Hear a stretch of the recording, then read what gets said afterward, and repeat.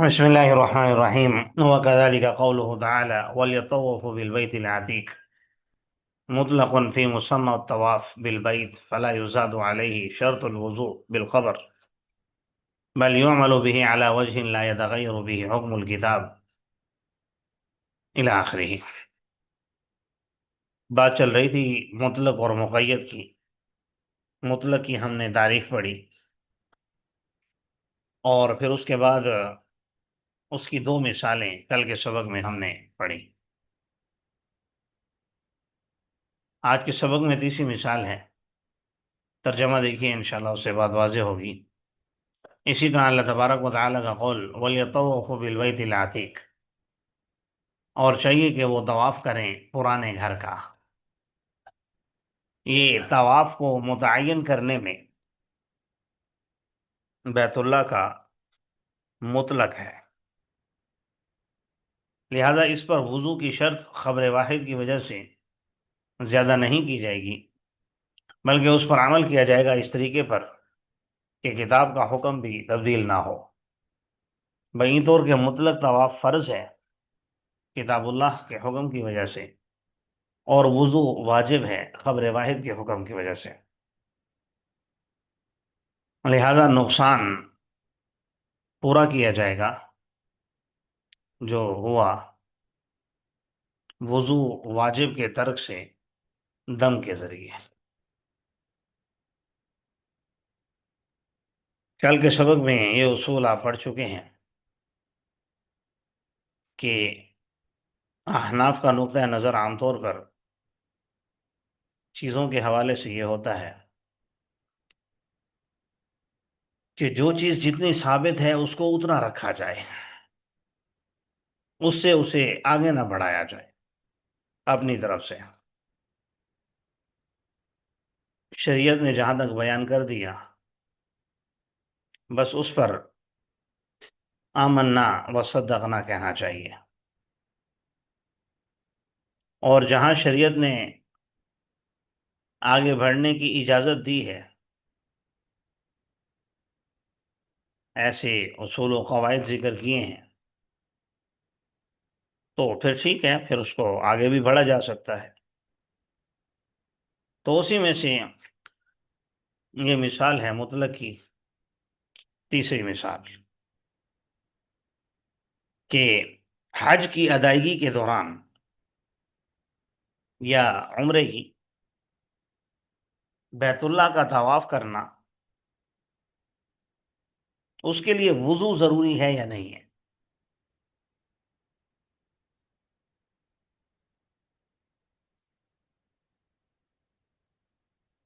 تو امام ابو حنیفہ رحمۃ اللہ علیہ کا نقطہ نظر یہ ہے، کیونکہ یہاں اللہ تبارک و تعالیٰ نے مطلق مطلق کتاب کا ذکر، مطلق طواف کا ذکر کیا ہے، لہذا مطلق جو طواف ہے وہ فرض ہوگا، ضروری ہوگا۔ البتہ حدیث مبارکہ میں وضو کو بھی لازم قرار دیا گیا ہے، کیونکہ نبی کریم صلی اللہ علیہ وسلم نے بیت اللہ کے طواف کو مثل الصلاح قرار دیا ہے کہ بیت اللہ کا طواف ایسے ہے جیسے نماز پڑھنا۔ اب طواف نماز کے لیے تو وضو ضروری ہوتا ہے، اس سے اب بعض حضرات نے یہ دیکھا کہ جیسے نماز کے لیے وضو ضروری ہے ایسے طواف کے لیے بھی وضو ضروری ہے، اور یہی امام شافعی رحمہ اللہ تعالیٰ کا نقطہ نظر ہے، اور یہی ان کی دلیل ہے جو میں نے ذکر کی ہے۔ احناف کی دلیل یہ آیت کریمہ ہے جو آپ کے سامنے ہے کہ اس میں اللہ جل شانہ نے وَلْيَطَوَّفُوا بِالْبَيْتِ الْعَتِيقِ صرف طواف کرنے کو لازم قرار دیا ہے، اس میں وضو کے حوالے سے کسی قسم کی کوئی شرط مذکور نہیں ہے۔ جب اللہ تعالیٰ نے مطلق ذکر کیا ہے تو ہم بھی اس کو مطلق رکھیں گے، البتہ حدیث کو چھوڑیں گے بھی نہیں۔ تو حدیث کی وجہ سے ہم اسے فرض قرار نہیں دیں گے بلکہ واجب قرار دیں گے۔ اب اگر کوئی واجب کو چھوڑتا ہے تو اسے دم ادا کرنا ہوتا ہے۔ اگر کوئی بے وضو طواف کر لے گا تو اسے دم دینا ہوگا۔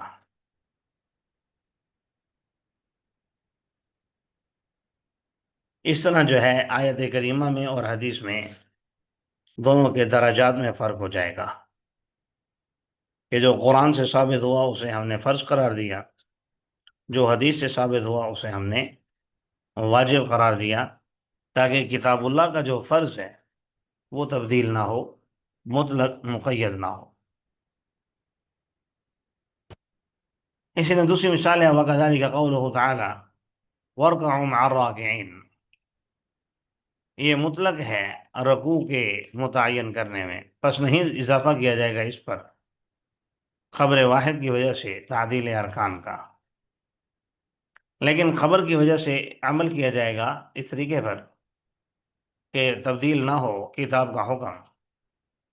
فَيَكُونُ مُطْلَقَ الرُّكُوعِ فَرْضًا بِحُكْمِ الْكِتَابِ وَالتَّعْدِيلُ وَاجِبًا بِحُكْمِ الْخَبَرِ،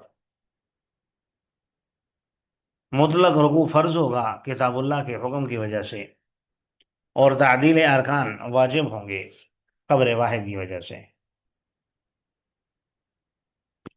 یہاں بات تو تقریباً واضح ہے پچھلی مثالوں کی طرح کہ ہمارے نزدیک نماز کے ہر رکن کو آہستہ آہستہ ادا کرنا تسلی سے، یہ واجب ہے، جبکہ امام شافعی رحمۃ اللہ علیہ کے نزدیک اور احناف میں سے امام ابو یوسف رحمۃ اللہ علیہ کا نقطہ نظر بھی یہی ہے کہ تعدیل ارکان فرض ہے،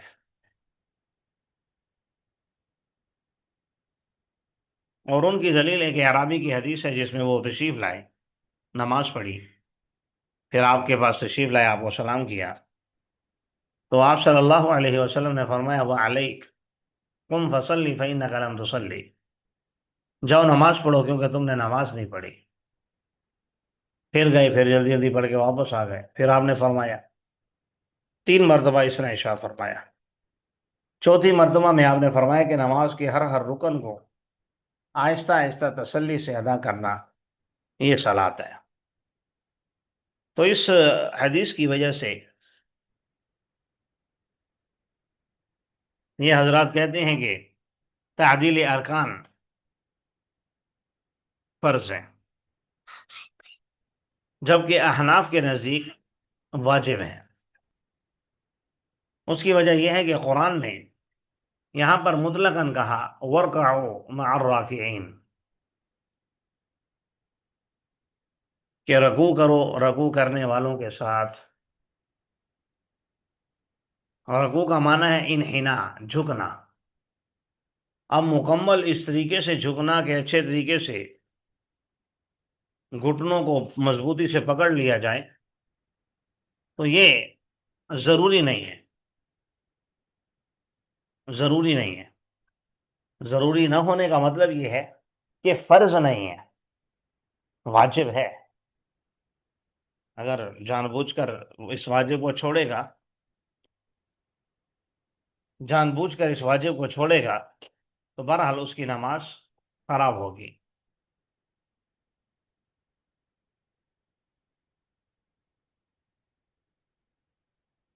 عطیہ اللہ بھائی، آپ سمجھ رہے ہیں بات کو؟ جی استاد محترم۔ اب اسی پر کچھ آگے مسائل متفرع ہوتے ہیں۔ وَعَلَى هَذَا قُلْنَا، اور اسی پر ہم کہتے ہیں کہ جائز ہے وضو کرنا زعفران کے پانی سے، اور ہر ایسے پانی سے جس میں کوئی پاک چیز مل جائے، پھر اس کے اوصاف میں سے ایک وصف بدل بھی جائے، اس لیے کہ تیمم کی طرف جو لوٹنے کی شرط ہے وہ پانی کا نہ ہونا ہے، اور یہ ابھی مطلق پانی باقی ہے، اس لیے کہ اضافت کی قید ما ازال عنہ اسم الماء، جو اس سے پانی کے نام کو زائل کر دے، ایسا نہیں ہوا، بلکہ اس نے تو اسے اور پختہ کر دیا ہے، لہذا مطلق پانی کے تحت داخل ہوگا۔ وکان شرط بقائه على صفت المنزل من السماء قیدا لهذا المطلق، اور اس کے بقا کی شرط اپنی آسمان سے اتارے ہوئے کی صفت پر ہے، جو قید ہے اس مطلق کے لیے۔ یہ جو عبارت آپ نے دیکھی ہے زعفران کے پانی والی، جس پیراگراف کا میں نے ترجمہ کیا، اس میں یہ یاد رکھیے کہ اگر پانی میں کوئی پاک چیز مل جاتی ہے اور اوصاف ثلاثہ میں سے کوئی ایک وصف بدل جاتا ہے، لیکن اسے آگ پر پکایا نہیں جاتا اور وہ چیز اس پر غالب نہیں آتی، تو ایسے پانی سے وضو کرنا جائز ہے، خواہ وہ صفت منزل من السماء، یعنی جیسے آسمان سے پانی اترا تھا ویسا وہ رہے یا نہ رہے، اور ایسے پانی کے ہوتے ہوئے تیمم کرنا جائز نہیں ہے۔ جبکہ امام شافعی رحمۃ اللہ علیہ فرماتے ہیں کہ مائع زعفران، یا آگے آ رہا ہے مائع صابون، اشنان، یہ جو سارے پانی ہیں یہ مطلق نہیں ہیں، یہ مقید ہیں، کیونکہ جب اس میں کوئی چیز مل گئی ہے تو اب وہ مطلق نہیں رہا بلکہ مقید ہو گیا ہے۔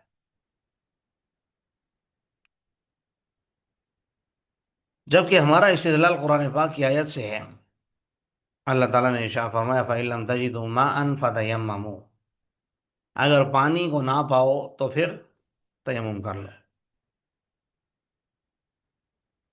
تو اللہ تعالیٰ نے یہاں پر ماء کو مطلق ذکر کیا ہے،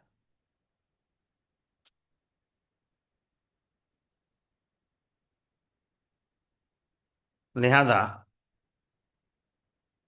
اس کو زعفران کے پانی سے یا کسی اور پانی سے مقید کر کے تیمم کی طرف رجوع نہیں کیا جائے گا۔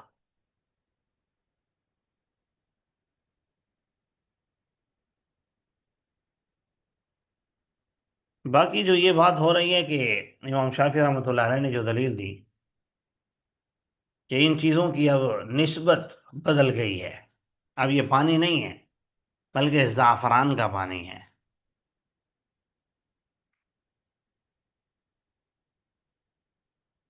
تو ہم یہ کہتے ہیں کہ اضافت دراصل دو طرح کی ہے۔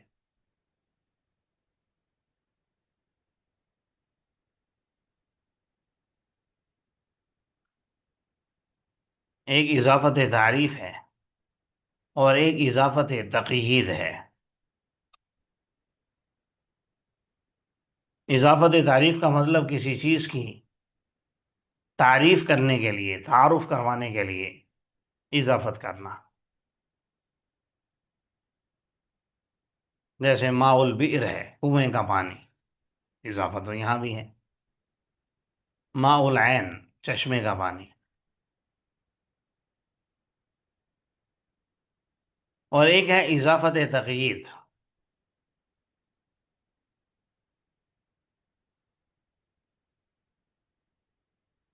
جیسے ماء الورد، گلاب کا پانی۔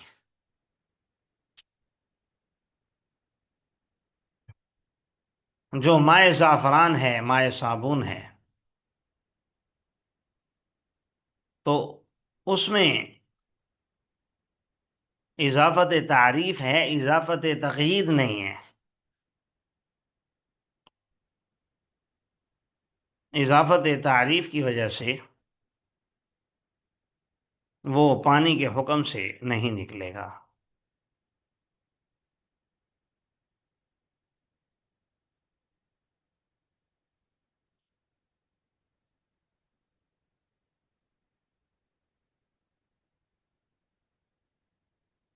بات سمجھ رہے ہیں؟ جی استاد محترم۔ جی، اسی سے نکلتا ہے مائع زعفران کا حکم، اور مائع صابن، اور مائع اشنان، اور اس کی اور بھی بہت سی مثالیں ہیں۔ وخرج عن هذه القضیہ، اور یہ اس قضیے سے نکل جاتا ہے۔ الماء النجس، نجس پانی۔ اللہ تبارک و تعالیٰ کے قول وَلَكِنْ يُرِيدُ لِيُطَهِّرَكُمْ تَطْهِيرًا، وَلَكِنْ يُرِيدُ لِيُطَهِّرَكُمْ، لیکن وہ ارادہ کرتا ہے تاکہ تمہیں پاک کر دے۔ تو نجس طہارت کا فائدہ نہیں دیتا۔ اس اشارے سے یہ بات معلوم ہوئی کہ حدث شرط ہے وضو کے واجب ہونے کے لیے۔ یقیناً طہارت کا حاصل کرنا حدث کے پائے جانے کے بغیر محال ہے۔ یہاں ایک سوال کا جواب دیا ہے کہ جو پانی الماء النجس، نجس پانی، تو آپ نے کہا کہ اضافت تعریف جو ہوتی ہے وہ پانی کو مطلق کے حکم سے نہیں نکالتی۔ تو جو مائع نجس ہے تو وہ بھی پانی، اگرچہ اس میں نجاست ہے، تو پھر یہ بھی مطلق پانی ہے، اسے استعمال کر لینا چاہیے طہارت کے لیے۔ اس کا جواب دیا وَلَٰكِن يُرِيدُ لِيُطَهِّرَكُمْ، کہ بھائی وہ تو ہے ہی ناپاک، تو ناپاک پانی سے طہارت کیسے حاصل ہوگی؟ اس لیے اس پانی کو مائع مطلق میں ہم داخل نہیں سمجھ سکتے، یہ مائع مطلق میں داخل نہیں ہے۔